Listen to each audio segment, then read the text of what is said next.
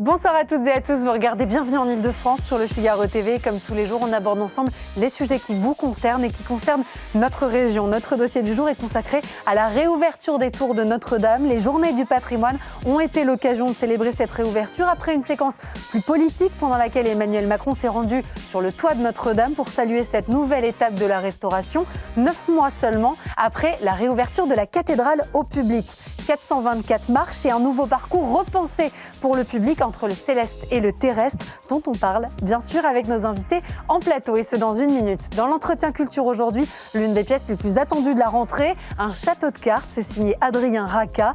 D'une petite crise de jalousie, vous allez voir comme on bascule sur la folie la plus totale. De l'art de vivre enfin et la consommation de cette boisson japonaise, le saké, les Parisiens en sont complètement dingues. On revient sur cette tendance ensemble.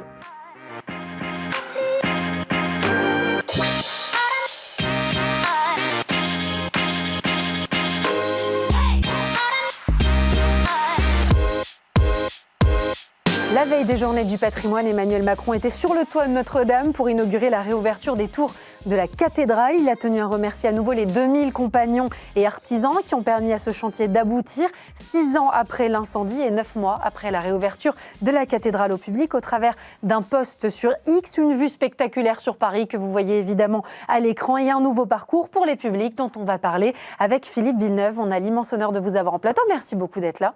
Vous êtes architecte en chef des monuments historiques à la tête du chantier de restauration de la cathédrale et vous êtes bien sûr accompagné de Claire Baumler, l'indispensable journaliste culture pour Le Figaro. Philippe Villeneuve, je me tourne d'abord vers vous. Nouvelle étape de franchie, il faut le dire, pour la restauration de Notre-Dame. Est-ce que c'est un moment clé? Est-ce que chaque étape franchie nous rapproche un peu plus de la finalité et finalement de ce nouveau visage de Notre-Dame qu'on veut présenter au public? Là, effectivement, c'est l'autre volet, on peut dire, de la restauration, puisque c'est dans les parties qui ne sont pas cultuelles, mais ce sont les parties qui accueillent les visiteurs. Et c'est un parcours qui a été complètement revisité, revu, on va dire presque inversé, puisque jusqu'avant, les visiteurs montaient sur les tours pour voir Paris. Et là, j'ai présenté un projet au Centre des Monuments Nationaux, qui gère la visite des tours, pour tourner le visiteur vers la cathédrale. Et donc, je pense que ce nouveau parcours répond à cette ambition. On va évidemment parler longuement de ce nouveau parcours. Claire Baumler, juste une petite réaction sur la présence d'Emmanuel Macron vendredi pour finalement la réouverture de ces tours. C'est vrai que pour Emmanuel Macron, Notre-Dame, ça rime quand même avec succès. Il en a bien besoin en ce moment. Et s'il s'est fait discret ces dernières semaines, on avait l'impression qu'il ne pouvait pas louper cette occasion d'être à Notre-Dame pour célébrer cette réouverture. Alors effectivement, Notre-Dame, ça a été comme un endroit de ressources pour lui pendant tout les années passées au pouvoir. Il y est retourné, je crois, 7 fois. 7 ou 8 fois. C'est énorme. Donc c'est énorme. Il était le soir de l'incendie, il a été sur le chantier, il a été pour la réouverture, en pré-réouverture avec les compagnons, le 7 décembre, le 8 décembre. Donc on sent effectivement que c'est quelque chose, c'est presque une bulle pour lui.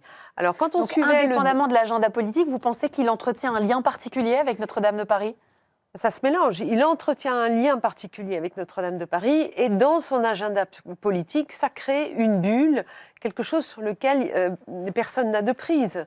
Si vous voulez, tout le monde est satisfait de Notre-Dame, tout le monde trouve que c'est formidable, qu'il y a eu un travail extraordinaire de restauration, qu'il y a eu de l'emploi, qu'il y a eu une réussite, que c'est beau. C'est que du bonheur, finalement. C'est que du bonheur, j'allais dire, si on veut être un petit peu plat.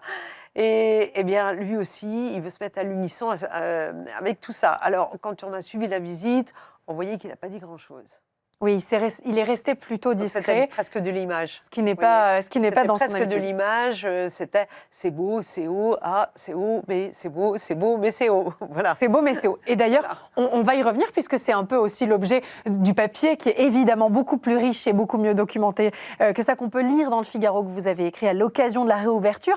Pourquoi les tours n'ont pas pu être réouvertes en même temps que la cathédrale il y a 9 mois? C'était une question d'agenda finalement, de travaux? Alors pour 2 raisons. La première, c'est qu'on a tout focalisé sur la réouverture absolument de la cathédrale. C'était une date qui était vraiment le totem. Donc c'était fallait tenir les délais. Voilà. Et les tours, elles venaient après parce que c'était quand même le rendez-vous, justement, rendre la cathédrale au culte et au public. Et ensuite, on a également, au cours des travaux de réaménagement du centre des tours, on a vu que les charpentes des beffrois n'étaient pas forcément en bon état, qu'elles avaient souffert aussi des eaux de l'incendie. Il y a des endroits où il y avait des pourrissements de bois à cause de la stagnation d'eau. Donc on en a profité pour faire vraiment quelque chose de quasi définitif, de sorte à ne pas revenir encore un peu plus tard dans les tours. Donc faire les choses bien à chaque étape pour consolider une restauration pérenne de Notre-Dame. Claire Baumlar, les Parisiens, les Franciliens ont pu, eux, se réapproprier après Emmanuel Macron les tours de Notre-Dame. C'était pendant les journées européennes du patrimoine, donc ce week-end, samedi et dimanche. On imagine que même si la jauge était assez raisonnable, le public était au rendez-vous. Oui, ils ont mis parce que maintenant, il faut s'inscrire. Hein. Il faut avoir un petit créneau d'entrée, puisqu'on entre par groupe de 19. Parce que c'est quand même des escaliers assez étroits. Hein. On parlera du nouvel ouvrage qui s'est mis à l'intérieur. Enfin, il y a quand même des passages un peu étroits, un peu bas, etc. Il y a des questions de sécurité, on l'imagine. Voilà. Donc, c'est par groupe de 19. Donc, maintenant, il y a des créneaux. Et ils ont été pris d'assaut en 25 minutes. Ils les ont mis, c'est parti. Donc, c'est l'effet Notre-Dame. C'est l'effet Notre-Dame et c'est l'effet vue de Paris. C'est vrai que c'est comme la Tour Eiffel ou c'est comme l'Arc de Triomphe. Tout ce qui est vu, ça plaît à beaucoup de gens et ça plaît aux familles. Je vais vous donner raison, on va écouter quelques réactions du public qui étaient absolument conquis de ces premières visites. C'est vraiment exceptionnel. On est des privilégiés, on n'arrête pas de le dire, mais aujourd'hui, journée du patrimoine, réouverture de Notre-Dame, enfin, on a une chance folle d'être ici. Et l'architecture, enfin les chaînons, tout ce qui porte ce bourdon est absolument magnifique. C'est vrai que c'est assez impressionnant de voir ces tours assez imposantes, assez impressionnant, toutes ces pierres qui ont été posées là. C'est vrai que c'est assez chouette que ce soit sauvé des flammes, que ça n'ait pas été ravagé par incendie. C'est quand même des pierres qui sont chargées d'histoire. C'est vrai qu'être les premiers à mettre les pieds dedans après le président de la République, c'est sympathique. Oui. The most interesting thing about the stairs is you can see some have been replaced, but some still have the wearing over time, and you always wonder what's the story of that step, like who all has stepped in that impression, and just it's very it's emotional, but not in a bad way. Just wondering who through the course of history has been on this exact place. Les Parisiens, les Franciliens, bien sûr, et les touristes qui se sont montrés courageux, par ailleurs, parce qu'il y a 424 marches jusqu'au sommet. Un peu sportif, Claire Baumlar, vous le dites dans votre papier. On respire mieux qu'avant, puisque c'est par étapes maintenant. Oui, c'est un peu sportif, c'est vrai. C'est-à-dire que si on est accompagné de ces très, très vieux grands-parents, je ne sais pas si ça marche. Mais ce n'est pas d'une traite. Et effectivement, c'est par étapes. Et c'est par étapes. Pas de petits plateaux. Franchement, il y a des salles et puis il y a ce nouvel escalier qui crée une rupture au milieu. Donc, c'est pas, finalement, comme disent les touristes, ça se fait, comme dit ce monsieur. Voilà. Ça reste accessible, évidemment, mais ça demande un petit effort et tout ce qui est beau se mérite finalement. Oui, on peut dire ça comme ça. Philippe Villeneuve, j'ai une question concernant la manière dont vous avez pensé ce parcours, puisque j'imagine qu'un certain nombre de questionnements ont ponctué la création de ce parcours, que vous avez distingué en 3 étapes. On reviendra évidemment sur l'intention et sur ce qu'on trouve à ces 3 étapes pour le public. Qu'est-ce qui a guidé finalement, vous, votre imaginaire, votre envie et vos souhaits ? Alors la première chose, ça a été de supprimer les grillages anti-suicide entre les 2 tours sur le sommet de la Galerie des Chimères. Ça, c'est le premier truc. Quand vous regardiez les tours, vous aviez cette espèce de grillage affreux. Et je me suis dit, c'est pas possible, c'est une balafre sur la cathédrale. Ceci dit, on n'a pas pu éviter cet effet de cage un peu au sommet de la tour, parce que là, vraiment, c'est... Pour des questions de sécurité. Questions de sécurité, anti-suicide, anti-chute d'objets, etc. Donc ça, on n'a pas pu l'enlever. Mais par contre, le fait de descendre les visiteurs, de les reculer pour qu'il n'y ait aucun visiteur visible en fait, sur cette façade, c'était une volonté que j'avais. Ensuite, je me suis aperçu en travaillant sur par où je vais faire passer les gens que j'offrais beaucoup plus de choses aux visiteurs que ce qu'il y avait avant. Avant, les visiteurs, ils montaient par la tour nord, ils passaient par la Galerie des Chimères, ils voyaient à travers une maille de grillage 3 sculptures de Viollet-le-Duc, et ensuite ils redescendaient et sortaient de l'autre côté. Donc il y avait une boutique entre les deux, mais il n'y avait pas grand-chose. Là, en fait, on se tourne vers la cathédrale, si bien que vous rentrez dans des salles qui jusqu'à présent étaient fermées au public, c'est-à-dire la salle des quadrilobes, et vous êtes sous le beffroi. Et grâce à l'escalier, vous arrivez dans le beffroi, vous circulez dans les bois de charpente. Ensuite, vous arrivez devant C'est un parcours Emmanuel. intérieur et extérieur. Exactement. Et donc, en réfléchissant au circuit par où j'allais faire passer les touristes, eh bien, j'ai dû faire monter et descendre des gens. Je me suis dit, je ne peux pas les faire se croiser pour une question de sécurité, de flux, etc. Donc, d'où la double révolution. Et ensuite, l'aspect qu'il a, on y reviendra peut-être après, je ne l'ai pas sorti de ma tête, je me suis inspiré de quelque chose qui existe déjà à Notre-Dame.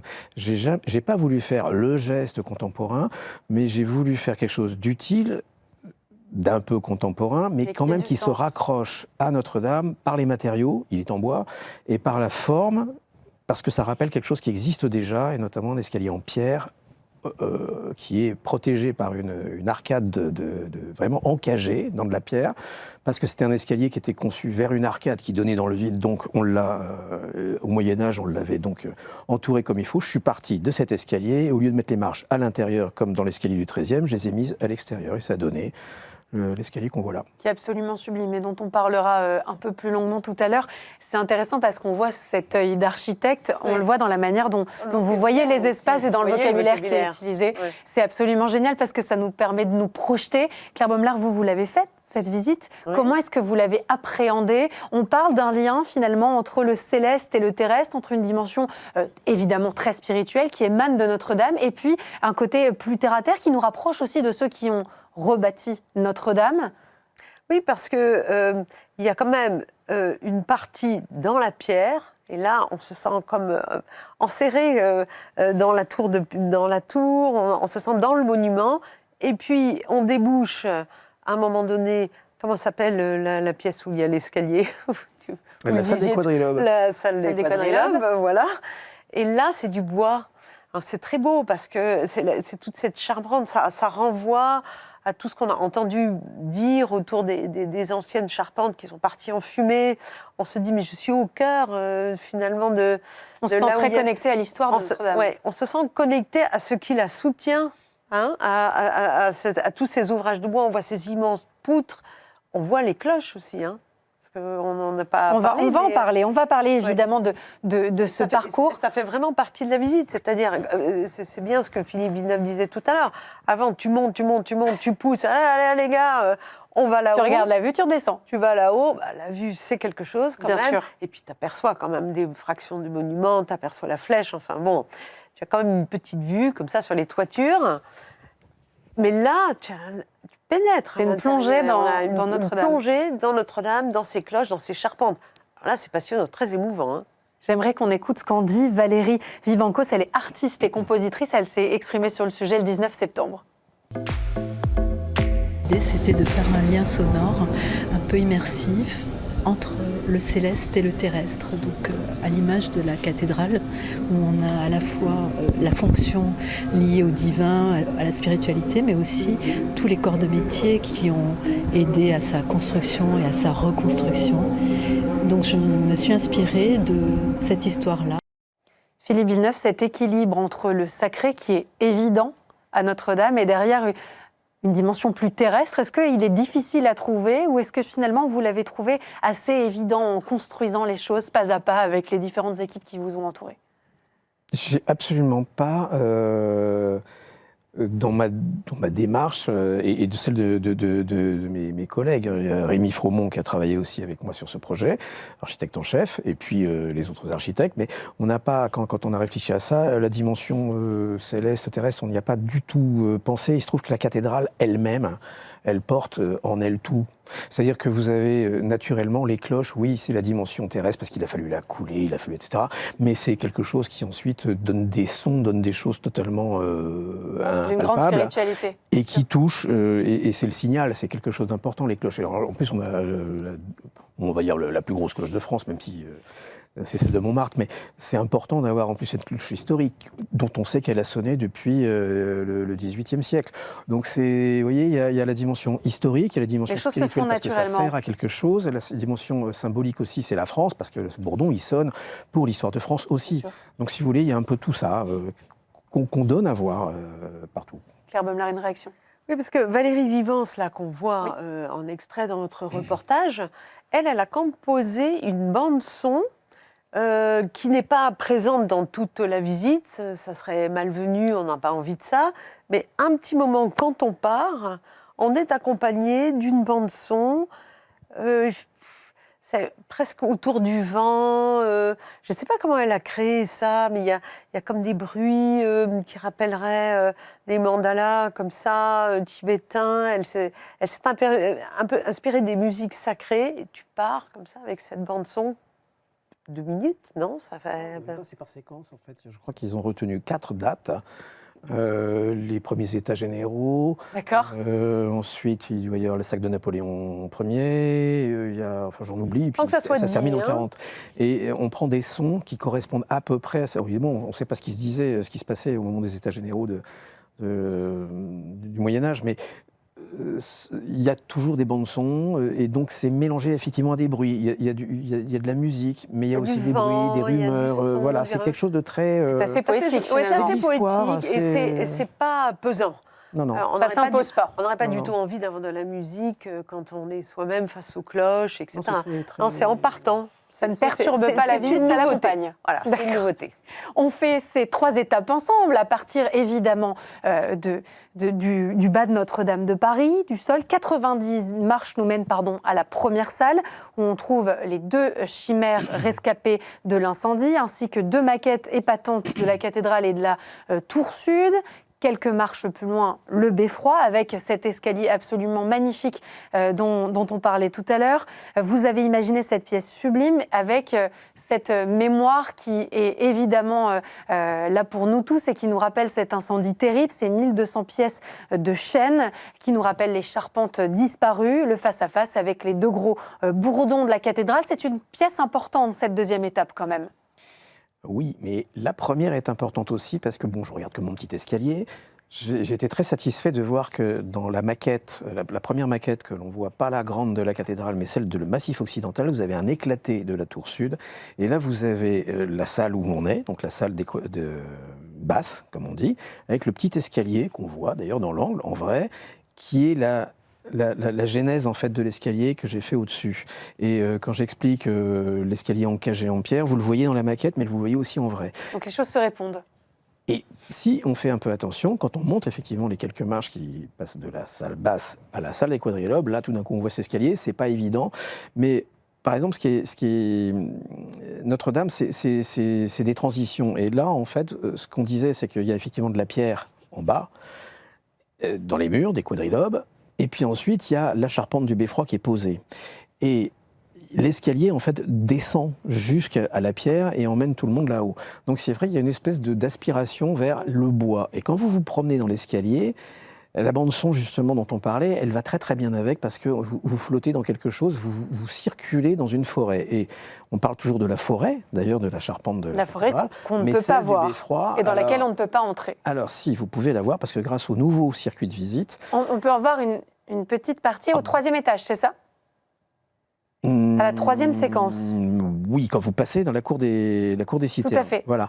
Et justement, ça fait partie des nouveautés. Parce que dans la salle des quadrilobes, là où vous déboulez, là où il y a le départ de l'escalier, est prévu, ça n'a pas encore été fait parce qu'on a du retard par rapport à la livraison du vitrage, c'est des contingences de chantier. Vous avez 2 quadrilobes que j'ai fait ouvrir, qui étaient ouverts avec des vitraux, qui ensuite ont été fermés pour des questions coupe-feu avec du bois. Et là, je les fais ouvrir en mettant du vitrage coupe-feu sur l'un des quadrilobes.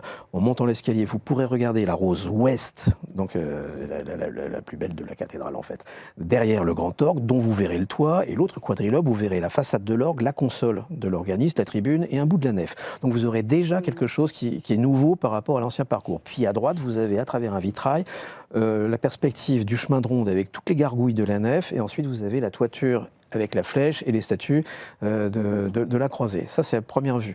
Ensuite, quand vous montez effectivement dans votre 3e séquence dont vous parlez, qui passe entre les 2 tours, vous avez vue maintenant sur la forêt de la nef, donc, puisque maintenant c'est coupé par des coupe-feux, et on a éclairé suffisamment par des LED, et toutes les portes qui étaient autrefois en bois sont vitrées désormais. Donc maintenant, le visiteur, il peut en plus voir la forêt dont on parle tant. C'est devenu quasi mythique, mystique finalement dans nos imaginaires après cet incendie. Et en fait, c'est aussi assez subtil parce que c'est vrai que c'est pas violemment éclairé parce que c'est une charpente. On n'est pas là pour. Oui, c'est pas ostentatoire. Voilà, et ça reflète tout à fait l'esprit de ces combles qui sont des lieux secrets, fermés, pas visibles, mais il se passe des choses et on est au-dessus de la vie qui est en dessous. Donc il y a un petit côté que personnellement j'adorais beaucoup quand j'allais dans les combles, c'était de me promener là-dedans, seul, en entendant la rumeur de ce qui se passait en dessous, mais en étant... Vous faites partie des chanceux qui ont eu accès à ces espaces. Oui, mais je fais partie aussi des chanceux qui se disent que j'ai eu de la chance de pouvoir la restaurer comme ça, parce qu'aujourd'hui, pour ceux qui connaissaient, quand vous vous promenez dans la forêt de Notre-Dame, dans la charpente de la nef, vous avez vraiment du mal à imaginer que ça a brûlé et que c'est pas l'ancienne. C'est miraculeux, c'est vraiment extraordinaire. Alors, pareil pour les bois de la charpente de la Flèche, où on se dit des fois, mais c'est pas possible, ça n'a pas brûlé. C'est que les choses ont été merveilleusement réussies. Claire Baumler, quelle a été votre émotion dans ce parcours? À quel moment est-ce que vous avez eu une émotion forte? Justement, quand on regarde cette charpente-là, comme ça, on est là sur le seuil de la porte, c'est ça, c'est ce double sentiment, c'est vraiment de se dire ah mon Dieu, ça a brûlé, ça a brûlé comme ça. Et après, on se dit, c'est tellement bien fait que admiration immédiatement pour ceux qui l'ont fait. Ceux qui ont travaillé à la restauration. C'est impossible lorsqu'on est à Notre-Dame et qu'on voit du bois, donc on sait que c'est parti en fumée, donc on sait que ça a été refait. C'est impossible de ne pas avoir un sentiment d'admiration. L'escalier, la charpente, tous ces ouvrages-là, on se dit c'est quand même merveilleux que des gens se... C'est une forme de magie média pour ceux qui y ont travaillé. Aussi, oui, ce sentiment qui nous dépasse et cette évidence aussi de découvrir cette forêt. Oui, ça c'est très beau. C'est très beau, on se rend compte de la puissance de la main de certains charpentiers, menuisiers, de ce qu'ils savent faire, c'est extraordinaire, parce que c'est quand même c'est des bois et des poutres immenses qui s'emboîtent les unes dans les autres. Bon, on comprend assez rapidement la technicité de l'affaire, et la beauté et la technicité. Donc il faut aller voir, là. Même si on ne voit pas tout. Il faut avoir la curiosité. Et puis, vous l'avez dit, ça cultive aussi notre imaginaire, puisqu'on découvre une partie, justement, qui est assez intime de cette forêt et de différents espaces de Notre-Dame qu'on peut ensuite imaginer encore de manière plus vaste dans notre tête. Ce parcours, il est aussi au service de points de vue assez exceptionnels. C'était... l'idée au début, on a gardé cette idée quand même parce que c'est très prisé par les touristes notamment qui ont envie d'avoir ces points de vue imprenables sur Paris. Ça va changer quelque chose, ça, sur les visites? Claire, on va avoir des visiteurs qui vont venir exclusivement pour la vue, c'est un peu dommage de le dire comme ça, mais... Il y a toujours des gens qui vont exclusivement pour la vue quand on grimpe une tour. Mais là, on n'est pas déçus parce qu'on a le Paris. Vous voyez ce que je veux dire? Le Paris central. On est dans l'épicentre de Paris. On a la Seine comme ça, on voit des églises. On ne voit pas vraiment les quartiers de la Défense, si vous voulez. C'est le Paris à l'ancienne. Quand tu es touriste, c'est ça que tu cherches. Tout de même, que ce soit un touriste français ou un touriste étranger. C'est le Paris des cartes postales, celui qu'on a envie de retrouver. Le Paris des cartes postales. Enfin, du moins, si tu es à Notre-Dame, tu peux avoir un autre Paris que tu recherches. Mais une fois à Notre-Dame, sur l'île de la Cité, c'est ça que tu veux. Et là, tu l'as et c'est merveilleux. Et de toute manière, il passe par ce parcours de médiation qu'on vient d'expliquer et de détailler ensemble. Et donc, ils sont immergés dans l'histoire de Notre-Dame et de sa restauration. 400 000 visiteurs annuels sont attendus. Est-ce que ça vous fait peur en termes de gestion des publics ? Ah bah moi, je ne gère pas les publics déjà. Non, mais en tant qu'architecte, livrer ça au public et savoir qu'un très grand nombre de personnes vont fouler, par exemple, les marches de cet escalier. Non, mais je suis ravi. Vous le vivez ? Je suis ravi que Notre-Dame soit le 7 décembre au soir. Moi, j'étais vraiment heureux, soulagé, parce que d'abord, c'était la mission qu'on avait.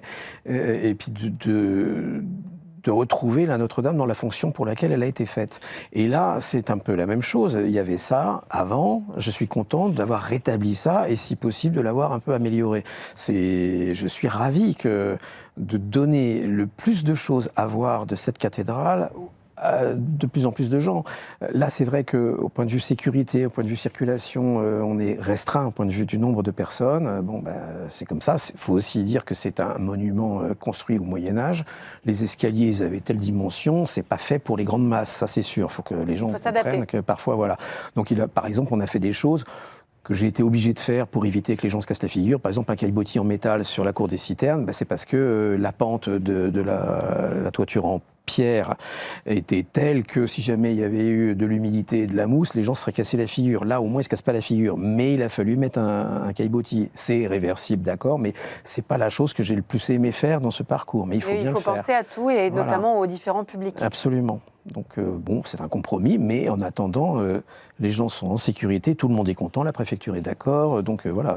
Vous avez réuni tous les acteurs autour de la table pour prendre les bonnes décisions. Il y a eu énormément d'acteurs, de réunions, de décisions, de choix qui ont été faits, et c'est un gros travail d'équipe. Je ne suis pas tout seul, moi j'ai une idée comme ça, mais je ne suis pas tout seul. Quelle modestie. On comprend bien que ce chantier, il a aussi pour vocation d'être une réussite jusqu'au bout. On le voit à chaque nouvelle étape qui scande finalement la nouvelle histoire de Notre-Dame. Et on le voit aussi au travers des mots de Philippe Jost. Il est président de l'établissement Rebâtir Notre-Dame. Il s'est exprimé sur le sujet du 19 septembre. J'aimerais qu'on l'écoute ensemble. Dans ces travaux qu'on a engagés, on a des travaux qui concernent donc des soins dont la cathédrale avait besoin, qui ne sont pas liés à l'incendie en fait, et qui nous projettent dans l'après-réouverture. C'est-à-dire que maintenant, notre ambition, c'est d'aller jusqu'au bout d'une restauration complète de la cathédrale pour traiter tout ce qui va lui permettre de présenter son plus beau visage. Présenter son plus beau visage pour les Parisiens, les Franciliens qui se réapproprient Notre-Dame. On a déjà l'impression que la mission est réussie. Quand est-ce que la fin des travaux sera effectivement réelle? Quand est-ce qu'il n'y aura plus aucun échafaudage et qu'on pourra dire le chantier de Notre-Dame est effectivement terminé? Allez, jamais. D'accord. Pourquoi? Parce que... Parce qu'il est architecte en chef. J'adore. C'est un métier. Hein. Non, je provoque exprès. Normalement, vous savez, une cathédrale, si vous n'avez pas un échafaudage qui traîne dessus, c'est qu'on s'en occupe pas bien. Donc, mon rêve, c'est qu'après, de toute façon, je ne suis pas éternel, donc il y aura un successeur, il y aura toujours des échafaudages qui vont tourner autour de la cathédrale.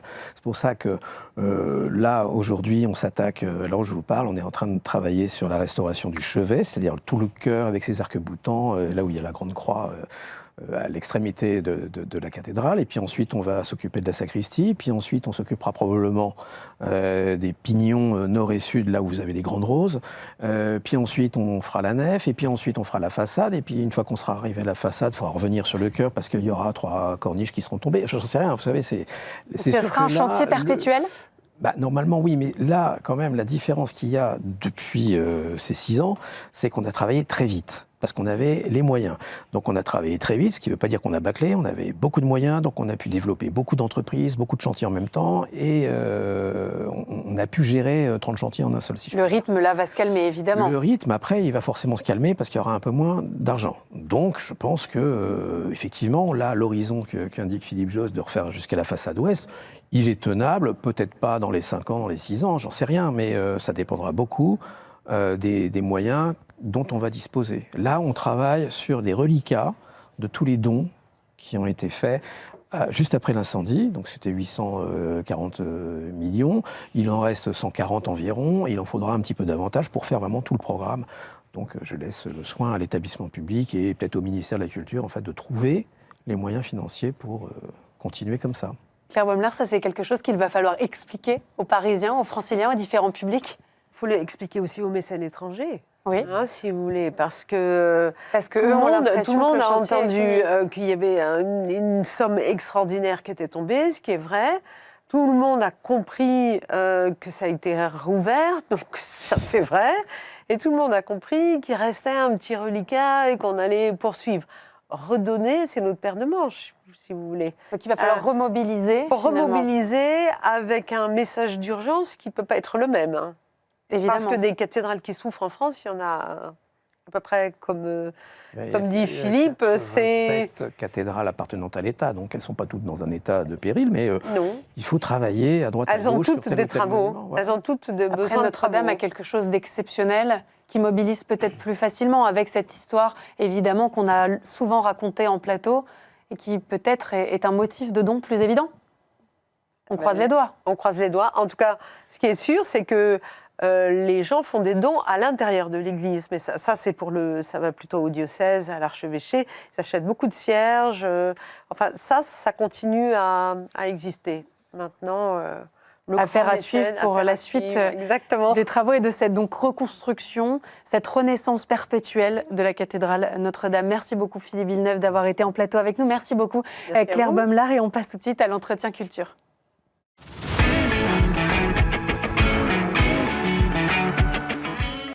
En culture, aujourd'hui, la pièce ingénieuse d'Adrien Raca qui porte merveilleusement bien son nom, un château de cartes, ou comment une simple crise de jalousie peut bouleverser l'ordre établi des choses. Sur scène, Gérard Darmon donne la réplique à Isabelle Gélinas et le public est déjà au rendez-vous au Théâtre des Nouveautés après une première tournée très réussie. On va en parler avec vous, Adrien Raca. Merci beaucoup d'être sur le plateau de Bienvenue en Ile-de-France. Vous êtes l'auteur de cette pièce qui nous laisse tous pensifs après nous avoir beaucoup amusés. Un mot rapide de l'histoire, sans trop en dire puisque c'est important, de ne pas trop révéler l'histoire. Et puis, bien sûr, ce plot twist incroyable. Un couple, Adam et Caroline, reçoivent à dîner leur ami Vincent et sa compagne. Jusque-là, tout va bien, tout va même très bien. On commence plutôt comme un boulevard. C'est ça, ça a pour vocation d'être léger et d'être drôle. Au départ, c'est ça. C'est ça. Le mari est un petit peu jaloux parce que sa femme a mis une robe neuve pour l'arrivée pour le dîner, avec son meilleur ami et sa femme. C'est un peu jaloux. C'est une scène de jalousie un peu classique, comme il y en a dans le théâtre de boulevard. Et puis, ils entendent du bruit dans la maison. Il y a une sorte de bruit un peu étrange, probablement un cambrioleur. Les deux commencent à paniquer. Le mari s'enferme dans la salle de bain. Il ressort. Sa femme a disparu. Ce qui est génial, c'est que tout commence, et vous l'avez dit, comme une scène assez classique. Vous nous décrivez une vie de couple. Bon, ils sont quand même mariés depuis 20 ans, et la jalousie est quand même encore très piquante et très vivace chez Adam, qui est très amoureux. Et donc on découvre, finalement, on est presque bercé par cette atmosphère. Et en fait, tout d'un coup, finalement, vous nous faites basculer dans une autre dimension. J'ai presque envie de parler de faille spatio-temporelle. On est complètement dans autre chose, et on se rend compte que d'une toute petite graine peut sortir finalement un ouragan, un tourbillon d'émotions, de sentiments, puisque l'histoire en est complètement bouleversée. La situation n'est plus ce qu'elle est. Finalement, sa compagne, donc Caroline, est en couple avec Vincent, l'ami qu'ils avaient invité à dîner, et il devient spectateur, il devient l'ami finalement qui, lui, aurait pu être invité à dîner. Il y a de ça. Après, c'est compliqué de révéler d'autres choses. C'est-à-dire qu'en fait, en gros, à partir du moment où sa femme disparaît, tout ce qu'il pensait être n'est plus, ou n'est pas, ou n'a jamais été, on ne sait pas. Et on rentre dans un autre... une autre histoire, presque. C'est pas vraiment une autre histoire. En tout cas, sa vision à lui des choses change. Et le public, qui normalement au théâtre a toujours un coup d'avance, découvre en même temps que le personnage ce qui se passe. Et en fait, moi, ce que je voulais, c'était en fait, un peu comme dans la vie, qu'on puisse passer du rire aux larmes, sans sentir les choses venir. Et je pense que la vie, c'est ça la beauté, la tragédie de la vie, c'est qu'on peut passer... C'est ne jamais savoir ce qui va se passer dans les 5 prochaines minutes et de pouvoir s'émerveiller puis en pleurer. C'est ça. Moi, j'ai toujours rêvé, en tout cas, ce que j'aime au cinéma, c'est me dire, je peux rire, je peux pleurer, je peux être ému, je peux ne pas savoir ce qui se passe, je peux ne pas comprendre tout de suite, et puis après, avoir la résolution à la fin. Ce qui se passe, ce qui est très intéressant en ce moment, c'est qu'on a des gens qui reviennent voir la pièce une deuxième fois, parce qu'en fait, à la fin, il y a, je ne dévoilerai pas ce qui se passe, mais il y a une vraie révélation, il y a quelque chose d'assez fort, j'ai l'impression, on entend dans le public, et les gens reviennent à la fin, un peu comme dans des films comme Sixième Sens, que moi j'ai beaucoup aimé, ou Shutter Island de Scorsese avec DiCaprio, où à la fin... Mais alors en fait, qu'est-ce que j'ai effectivement compris ? C'est ça, et en fait, les gens reviennent, et ils se disent « Ah, mais oui, c'est pour ça, etc. » Donc ça, pour moi, c'est passionnant de voir la réaction du public, parce qu'il y a plusieurs grilles de lecture, plusieurs degrés de compréhension, plusieurs manières de s'approprier le texte. Non, je pense pas. Je pense qu'à la fin, on comprend tout ce qui vient de se passer. Et c'est ce qui cause beaucoup... Enfin, ce qui est magnifique, c'est de voir les gens pleurer à la fin, les yeux rouges, parce qu'ils ont tout compris ce qui vient de se passer, ou parfois, c'est pas que les spectateurs sont perdus, c'est qu'ils se disent « Mais qu'est-ce qui est en train de se passer ?» Et à toute fin, on comprend tout. Et pour moi, en tant qu'auteur, c'est vraiment magnifique. C'est une grande chance de voir ça, quoi. C'est super. Comment est-ce que vous êtes parti de cette situation initiale qui est finalement la jalousie dans un couple? Est-ce que c'est un thème que vous aviez envie d'aborder? Est-ce que c'est plutôt autour finalement du couple que de la jalousie? Qu'est-ce qui vous intéressait finalement dans cette scène de départ? Je pense que je suis jaloux, moi personnellement.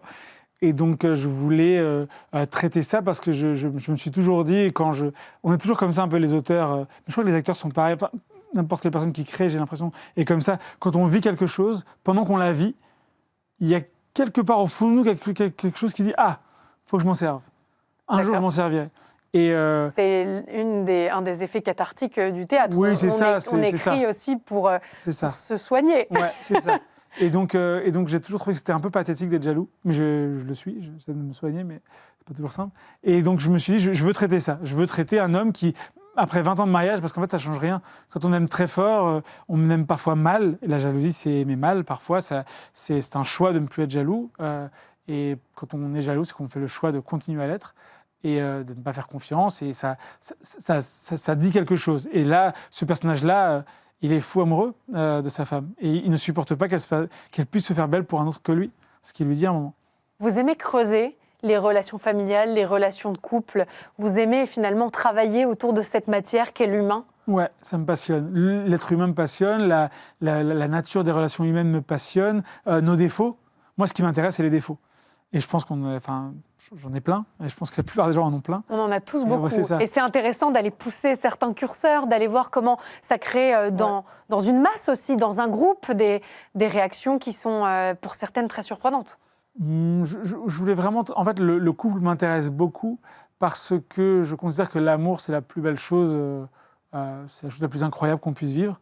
Et qu'est-ce qui se passe après 20 ans quand on aime toujours autant sa femme, quand l'amour est toujours aussi fort, mais que des petits grains de sable sont venus perturber...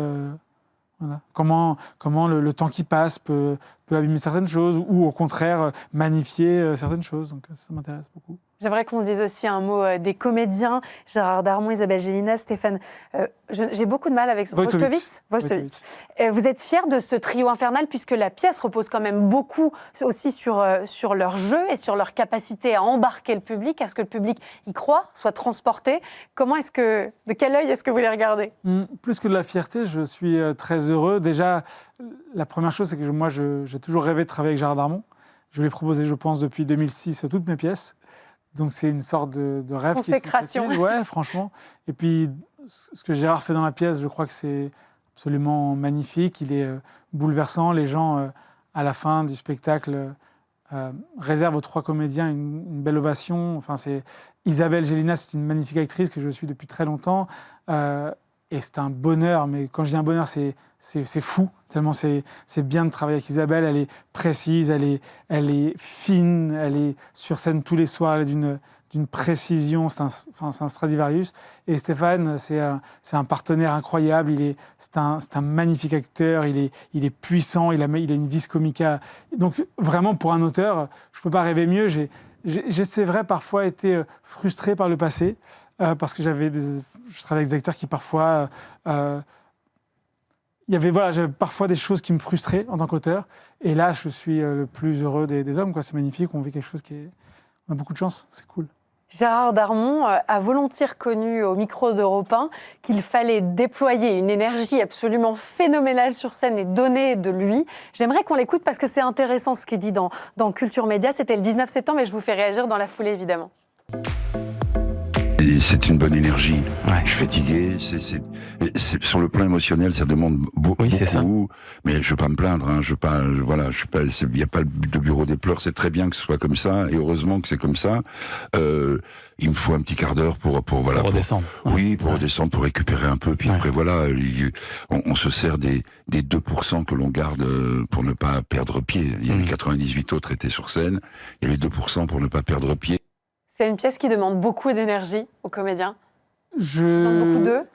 Gérard est sur scène à peu près 100% du temps. Quand je dis à peu près, il est là 100% du temps.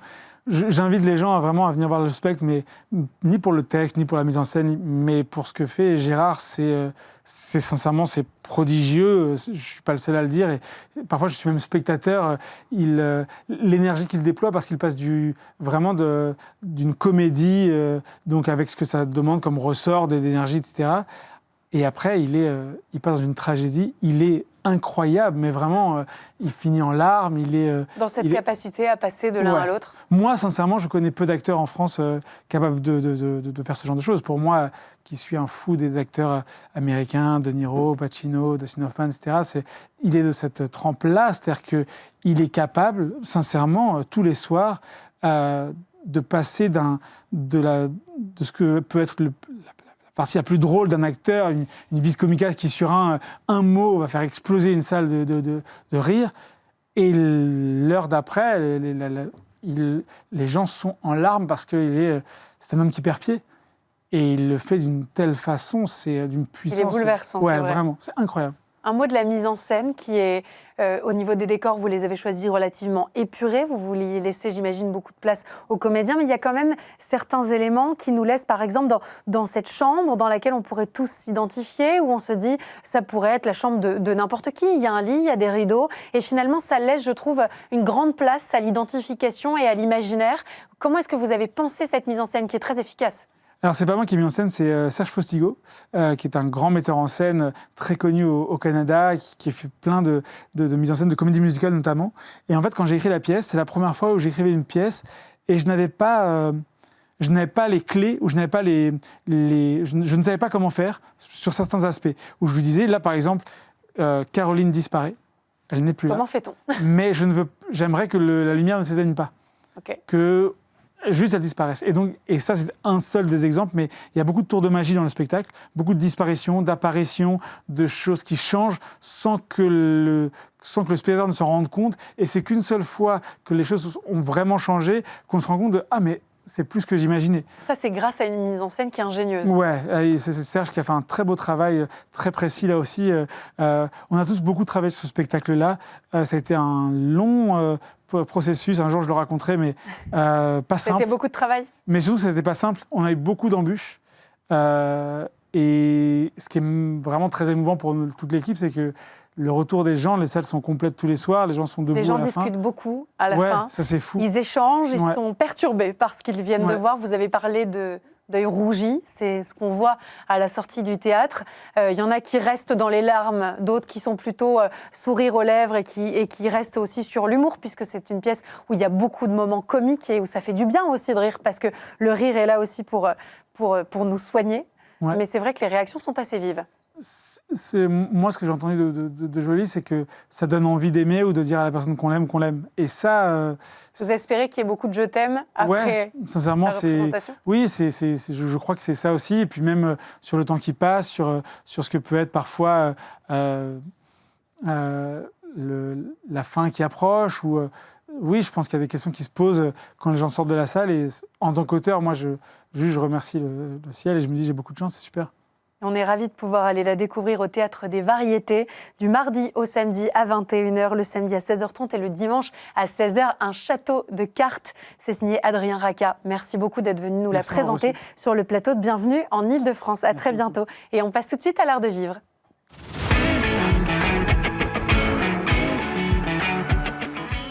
L'art de vivre, c'est le plaisir et la découverte. Alors parmi les tendances qui fleurissent, il y a celles qui nous viennent d'ailleurs. La culture japonaise est particulièrement scrutée parmi les amoureux d'art de vivre et d'art de la table. Un produit se démarque et les Parisiens en raffolent, c'est le saké. Il vient en plus d'être reconnu patrimoine culturel immatériel de l'UNESCO. Alors on va en parler pendant cette interview avec Mariam Mazur. Merci beaucoup d'être avec nous.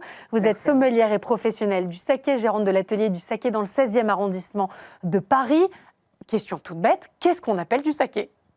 Eh bien, le saké, c'est de l'eau, du riz et de la fermentation.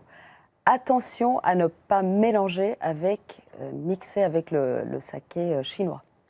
Il y a des personnes qui sont de moins en moins, mais encore confus. Quand on dit saké japonais, ils disent « Est-ce que c'est celui qu'on boit à la fin d'un repas ?» Ce n'est pas le même. Ce n'est pas le... Là, on parle de fermentation et pas un produit distillé. Donc c'est vraiment de l'eau, du riz, de la fermentation. Comme ça a l'air tout simple. Pourtant, il y a énormément de combinaisons et beaucoup de travail aussi sur le saké. Comment est-ce que vous avez découvert cette boisson?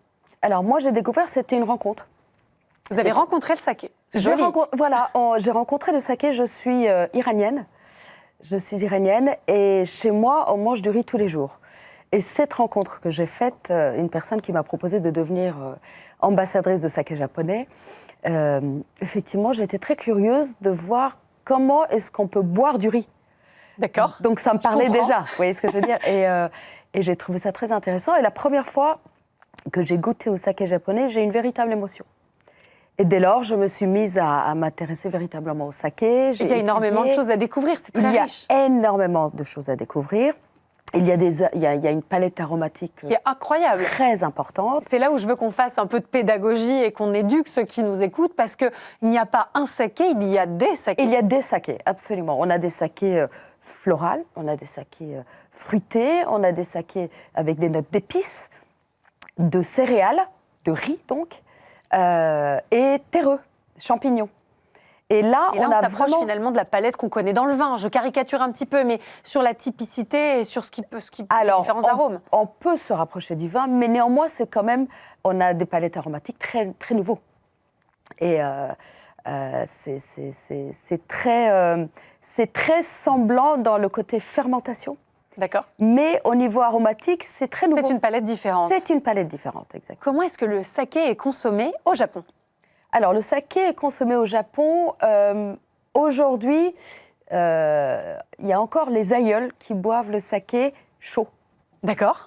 Et c'est vrai que moi, je travaille pour une société où j'ai une maison mère japonaise qui ont lancé dans les années 2000 le saké pétillant. Donc, les jeunes ont, pour attirer un petit peu les jeunes, ont recommencé à découvrir, ont commencé tout simplement à découvrir le saké.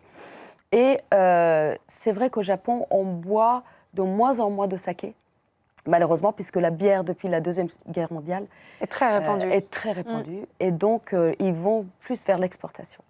Mais c'est vrai que... Mais on le consomme à tous les moments du repas ou est-ce qu'il y a un moment... Ça va être au moment du repas. D'accord. Voilà. Mais c'est pas un digestif qu'on prend en fin de repas, c'est pas quelque chose... Ça, c'est en Chine. Ça, c'est en Chine, c'est le saké chinois. Et nous, on parle bien du saké japonais. On est d'accord. Comment est-ce que vous expliquez cette passion pour la culture japonaise qu'ont les Français, les Parisiens, les Franciliens? Il y a un raffinement, c'est vrai, qui s'en dégage. Il y a une forme d'art de vivre épuré, sobre. On parle souvent de quiet luxury. Est-ce que c'est finalement ce qui plaît aussi dans la consommation du saké?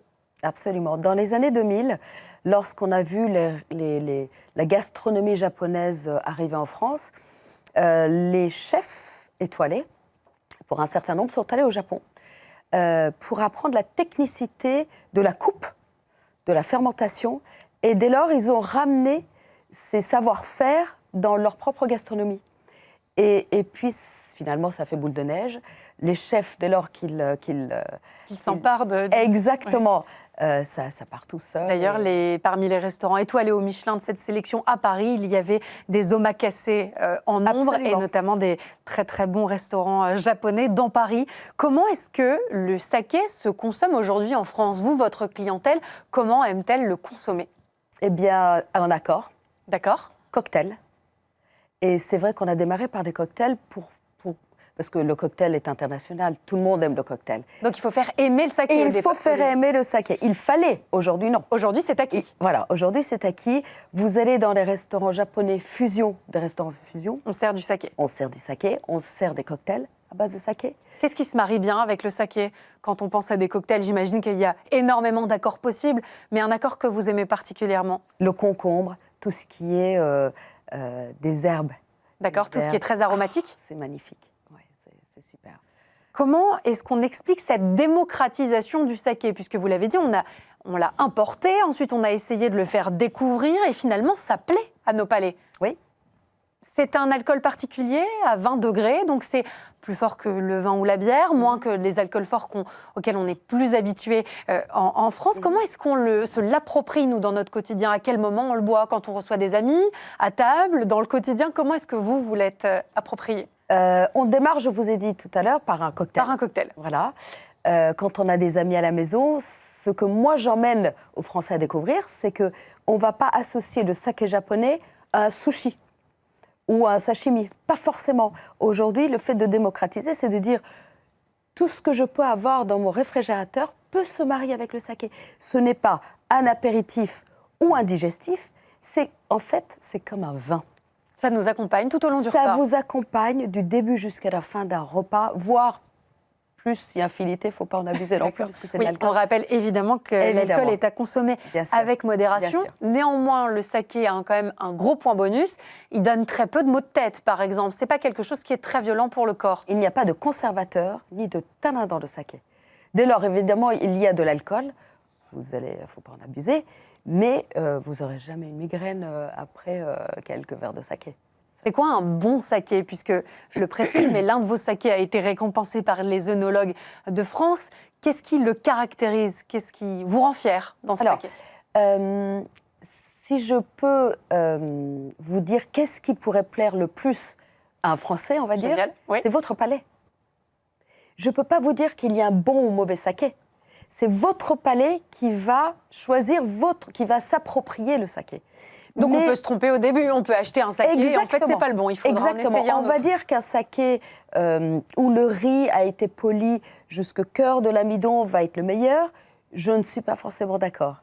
Celui qui va vous plaire, c'est celui qui va correspondre à vos habitudes, Et puis, une initiation, vous allez découvrir au fur et à mesure, vous allez goûter plusieurs sakés et vous allez trouver celui qui va vous correspondre. Il y a des espaces dans Paris où justement on peut aller prendre le temps de découvrir, parce que vous l'avez dit, c'est une initiation finalement. Absolument, il y a des cavistes aujourd'hui, parce qu'on a démarré effectivement dans les restaurants japonais, on a évolué dans les restaurants fusion, cocktails, etc., et les accords, et maintenant de plus en plus dans les GMS, ça y est, on va voir de plus en plus de saké, et les cavistes premium s'intéressent terriblement au saké japonais. J'imagine que c'est difficile aussi de me répondre, mais est-ce qu'il y a une gamme de prix pour les sakés? J'imagine qu'il y a évidemment des sakés d'exception, des sakés qui sont un peu plus bas de gamme. Le prix moyen d'une bouteille de saké par rapport à une bouteille de vin, par exemple? Vous pourrez trouver prix moyen dans les 45 €, 50 €. D'accord, et là on ne peut pas se tromper, ça sera un saké, peut-être qui ne sera pas à notre goût, mais en tout cas un saké de qualité. Absolument, absolument. Chez les cavistes, vous trouverez plusieurs gammes de sakés qui pourraient correspondre à ce que vous cherchez. Est-ce que c'est un bon signal de voir que le saké prend de la place en France? Est-ce qu'on doit se réjouir? Vous avez parlé des chefs tout à l'heure. Il y a de plus en plus de chefs français qui intègrent le saké dans leur cuisine, dans leur préparation. Est-ce que c'est un bon signal? Non seulement c'est un bon signal, mais c'est très motivant pour moi. Ça prouve qu'on a fait du bon travail et qu'on évolue, et chaque année on va évoluer encore plus. Par exemple, entre 2023 et 2024, on a vu le saké augmenter de 6% VS 2023, c'est beaucoup. Pour autant, ça reste un produit de niche. Et on continue à évoluer, on travaille tous les jours, on va dans les salons, on fait des événements, on organise des dégustations. Moi, personnellement, j'organise beaucoup de formations pour justement démocratiser. C'est génial, puisque c'est important pour nous permettre de le découvrir correctement. Exactement. Et c'est vrai que ça reste un produit tellement subtil, tellement raffiné, que je trouve que vraiment, faut au moins, si vous ne connaissez pas le saké, découvrir une fois. Il faut essayer le saké. Ceux qui ont peur, je leur dis, essayez une fois. Je suis iranienne, je ne buvais pas d'alcool et j'ai une émotion, et dès lors, aujourd'hui, je ne bois que du saké. C'est génial. Oui, c'est génial. Et on précise en plus, puisque c'est important, que c'est lié aussi à cet univers et à cette culture japonaise qu'on peut toucher du doigt. Et c'est une jolie porte d'entrée que d'entrer justement par la découverte du saké. Tout à fait. Tout à fait. Merci beaucoup d'être venu nous présenter votre passion, puisqu'on peut parler de passion. Maria Mazur, vous êtes sommelière et professionnelle du saké. C'était un plaisir de vous avoir en plateau. J'aimerais qu'on prenne un tout petit moment pour remercier Thomas Hennequin, puisqu'aujourd'hui, c'est la dernière journée de Thomas, qui nous a rejoint il y a 2 ans comme stagiaire et qui nous quitte aujourd'hui en alternant. Merci beaucoup Thomas pour ton sourire, ta gentillesse et ta bonne humeur qui ne te quittent jamais. C'est vraiment très agréable de travailler avec toi et je pense qu'on est tous d'accord pour le dire. On te souhaite évidemment tout le meilleur et on te dit bon vent et à très très vite au Figaro. Et moi je vous dis à demain et je vous souhaite une excellente soirée. À très vite.